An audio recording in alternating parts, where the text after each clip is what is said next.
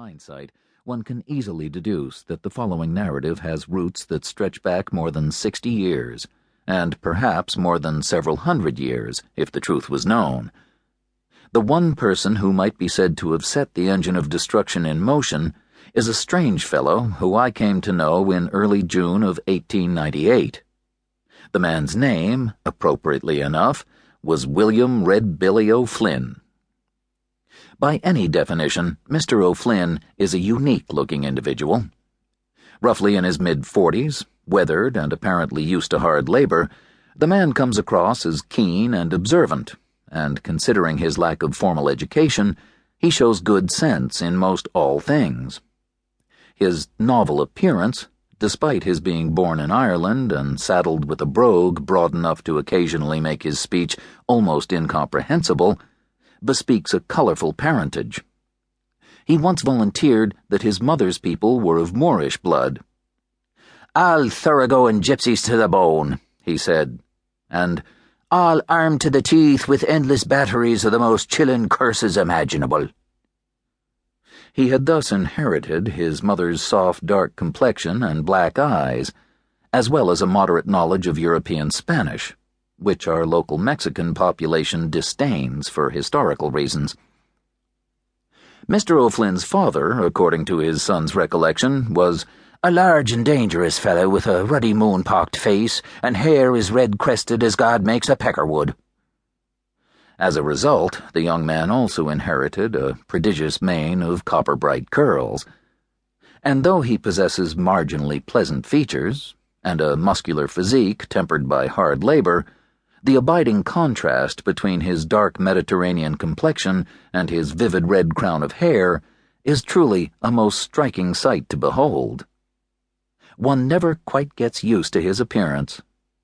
Every time I came across him at his duties, it was like a novelty surprise all over again. Only once did Mr. O'Flynn reveal a portion of his history to me, and to this day, knowing his verbal habits as I do, I can't imagine what inspired him to do so. It was on the day that he first applied to me for part-time work at Hopkins Laboratory. I suppose that, as I was the prospective employer, he felt somehow compelled to reveal that he first drew breath overlooking the tar-blackened docks of Cork. His father was a brawling shipyard pipe fitter, built like a Birmingham brickbat, but lacking all the wit and modesty God gave a cobblestone. Mr. O'Flynn gave me to understand that when he was 14 years old, he escaped Ireland altogether. His father, he said, had long since matriculated well beyond his amateur standing as a tavern tippler, and had gone on to become a renowned professional whiskey drinker. This all-too-common situation, with its predisposition toward physical cruelty, evidently distressed the family sorely. At last, Mr. O'Flynn's long-suffering mother felt she had endured more than enough. Circumstances obliged her to call forth her mortal quiver of gypsy curses. 2 days later, the senior O'Flynn was discovered face down in a rain-filled gutter. The coroner formally declared that the notorious and unrepentant boozer had drowned in 3 inches of rainwater. I record this here only in passing, because this tragic incident seems to have deeply influenced Mr. O'Flynn, for as far as I can deduce, he has always expressed a total aversion to alcohol. He impresses me as the driest Irishman I have ever encountered. He has for some years been confirmed to the Methodist faith and vehemently speaks against the use of spirits, as well as all those misbegotten fools would do indulge. On the whole, I have always found Mr. O'Flynn a man of simple, if somewhat cautious honesty. As far as I can discern, he has always spoken the truth, but only as much truth as warranted by the question.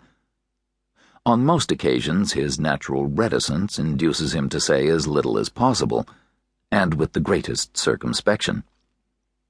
Unlike most of his race, Mr. O'Flynn never indulges in idle conversation or even bemused observation. In fact, for an Irishman, he exhibits not the least vestige of Celtic humor. However, he is at all times a stable